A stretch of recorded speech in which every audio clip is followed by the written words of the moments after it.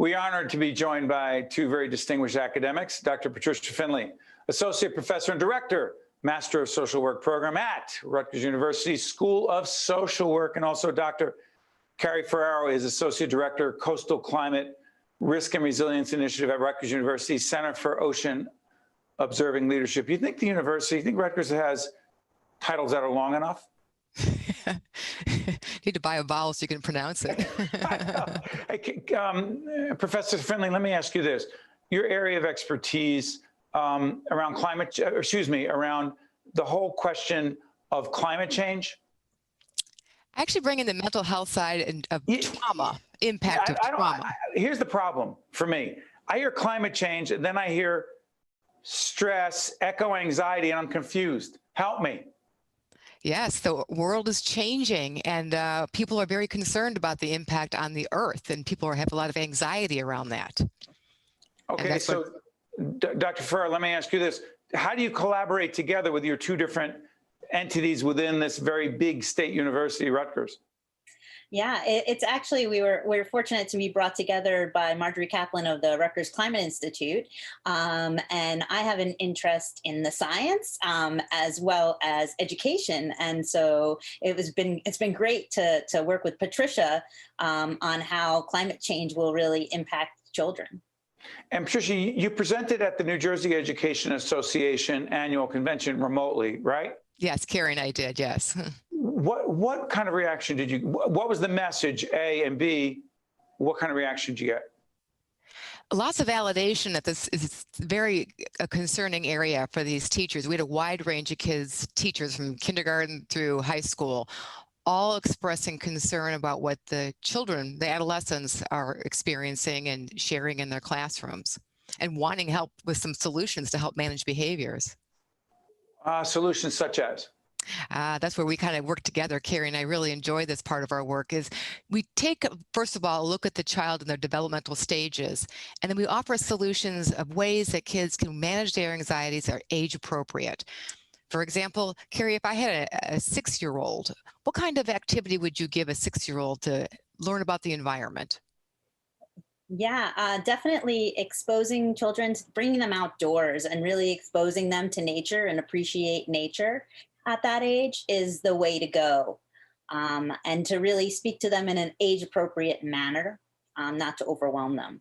You know, here's what, well, let me follow up on that. And by the way, I have a feeling you two have done that before. That handoff. It was very smooth, I noticed. But here's what's interesting. Our daughter, Olivia, is 10. And she does talk about climate change, not climate change anxiety, I will be clear. But I will say this, I'm often more hopeful that those who are younger are more receptive to climate science and are believers because they believe science and data. And am I making too much of that, Patricia? Oh, no, I'm so glad to hear you talk that way. That's probably our biggest hurdle, is to really speak the truth to the children. A lot of people protect kids from what's actually happening, but really telling them about science and educating the kids are so important. Okay, but along those lines, kids are one thing, but some of their parents, right, and children hear things in their home, they learn from a lot of different places, a lot of different sources, including parents in their home life.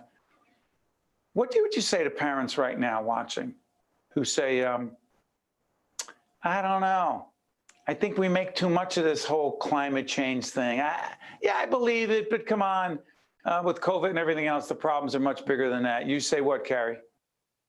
Yeah, I would say that 99% of the scientists agree that climate change is happening, and it's because of human activities.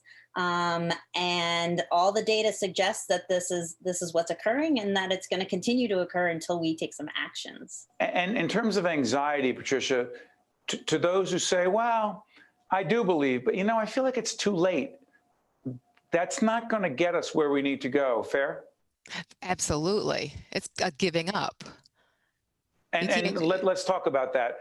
Why do you think some people take that road? Hey, come on, it's too late. Why do you think that happens? I think because the problem is overwhelming. They don't know how to begin and how to work collectively to create some solutions. And it's a problem that it might not be in their own neighborhood, but it will be. You know, it's almost the way we're dealing with COVID. Until it comes and affects your own life, people aren't realizing how important it is. And every little decision we make, we were joking before that I had this plastic bottle up here. I'm not going to show the name of the, in all seriousness, I had this water here and we're taping, and I was embarrassed because it hit me, right? And I went, okay, I guess I better put it in this mug, right? So right? And you would say, well, what does that have to do with climate change? What does that have to do with our environment? And the fact is, Carrie, every decision we make or don't make has implications. Yeah, absolutely.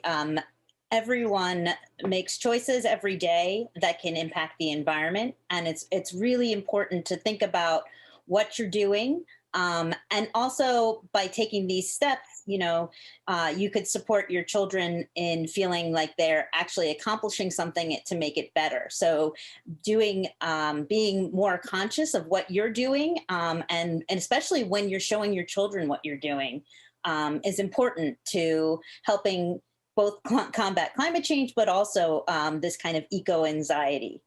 So it's interesting, Patricia, we have about a minute left. I'm curious about this. You can sit there obsessing over climate change, having anxiety over climate change, saying, oh my God, it's the end of the world, or, which actually isn't a strategy, or actually do something. And I'm not an expert on mental health, but I do believe that if you're doing something, you're actually dealing with the anxiety itself. Is that, Absolutely. Am I oversimplifying it? Go ahead, please. Absolutely not. We believe that anxiety, we all have anxiety. It's how we choose to manage it is what helps us be successful. So we can choose to do nothing, and this makes us more anxious. But if we do anything to help alleviate that, we'll feel better. So doing something has the potential by itself to if not eliminate, reduce anxiety. Is it fair to say, Patricia? Absolutely. Okay. Yes. So Dr. Patricia Finley and her colleague, Dr. Carrie Ferraro, who presented at the NJEA, New Jersey Education Association conference annual convention. By the way, every year we've been there for the last many, many years. We did this one remotely. We're continuing to do interviews with people who presented at the convention, and we'll cross our fingers that we can be there in 2021. Yeah, Patricia and Carrie, I want to thank you so much, and go Scarlet Knights. Yes. Thank you so much. Thank you. All right. Listen, great having you. I'm Steve Adubato. Thank you so much for watching. We'll see you next time. Think Tank with Steve Adubato has been a production of the Caucus Educational Corporation. Funding has been provided by the New Jersey Education Association, the Russell Berry Foundation, New Jersey Sharing Network, MD Advantage Insurance Company, the New Jersey Economic Development Authority, Operating Engineers, Local 825, New Jersey Board of Public Utilities, Clean Energy Program, the Northward Center, and by the Adler Aphasia Center. Promotional support provided by Meadowlands Chamber and by Insider NJ. I could feel my lungs fill with oxygen, and I got my life back. The Sharing Network means to me hope, life, and everything. The Sharing Network was a lifeline to me when I really needed it. We are an organ procurement organization. The core purpose of the New Jersey Sharing Network is to save and enhance lives. To honor those who gave. Pay tribute to those who received. Offer hope to those who continue to wait. And remember the lives lost while waiting. For the gift of life.